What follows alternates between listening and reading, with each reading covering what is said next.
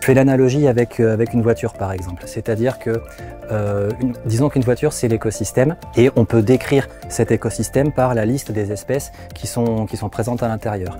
De la même manière qu'on peut décrire la liste de toutes les pièces, des boulons, les rotors, tout ce que vous voulez qui constituent la voiture.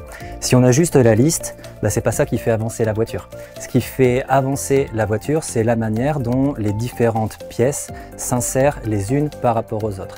Et en fait, la biodiversité, c'est un petit peu ça aussi, c'est la manière dont les espèces, avec leurs caractéristiques propres, s'associent et interagissent les unes avec les autres. C'est ça qui fait fonctionner l'écosystème. Donc avoir une diversité variée dans un écosystème, c'est un gage de bon fonctionnement de cet écosystème-là.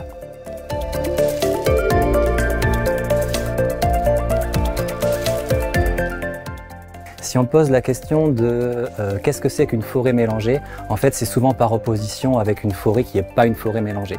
Et c'est vrai que de plus en plus on a tendance à planter des forêts, et quand on plante une forêt, très souvent c'est ce qu'on appelle une forêt monospécifique. C'est qu'on plante juste une espèce sur des hectares et des hectares. En opposition, une forêt mélangée, c'est une forêt dans laquelle on a une plus grande diversité d'espèces, avec des arbres qui ont des tailles différentes, des vitesses de croissance différentes, des structures qui sont différentes. Et de par cette diversité de formes, de tailles, de vitesse de croissance, on a un fonctionnement de l'écosystème qui est aussi différent et on a une plus grande biodiversité qui est associée.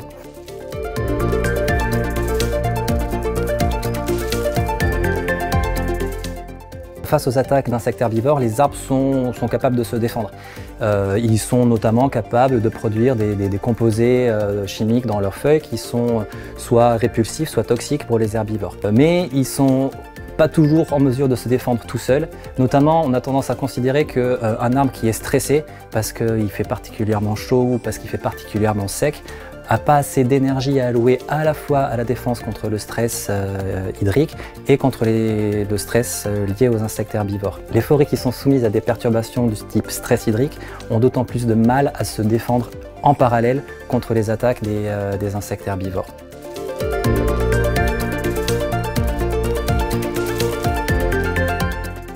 Les arbres sont capables de se défendre tout seuls, mais ils sont aussi protégés par tout un cortège de ce qu'on appelle les ennemis naturels des herbivores. Donc c'est des araignées, c'est d'autres insectes, c'est des oiseaux qui attaquent les herbivores et qui indirectement donc protègent l'arbre contre les herbivores. Le truc, c'est qu'avec le changement climatique actuel, avec l'augmentation des températures, en fait, il y a tout qui change. La date à laquelle l'arbre met en place ses feuilles est en train de changer. La date à laquelle les herbivores émergent est en train de changer.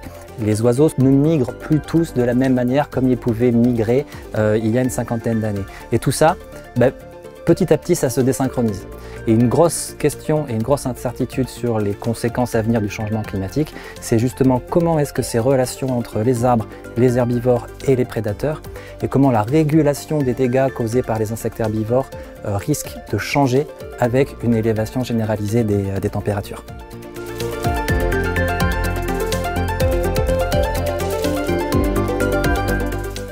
Une forêt mélangée, c'est une plus grande biodiversité et c'est donc une forme d'assurance vis-à-vis de toutes les perturbations qu'il pourrait y avoir, que ce soit une sécheresse, un incendie ou une attaque d'un pathogène ou d'un insecte herbivore. Et puis c'est aussi une assurance d'un point de vue économique, dans le sens où si la forêt est là pour durer pendant 50 ans, les espèces qui sont performantes aujourd'hui, ce n'est pas forcément celles qui seront performantes quand le climat aura changé dans 50 ans. Celles qui se vendent bien aujourd'hui, ce n'est pas forcément celles qui se vendront bien aussi dans 50 ans.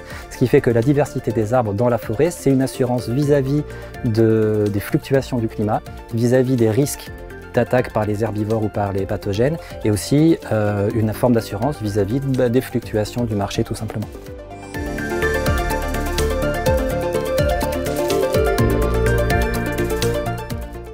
En fait, un arbre, c'est grand et ça prend beaucoup de place. Depuis les profondeurs du sol jusqu'à 20 mètres, 50 mètres en haut dans les arbres.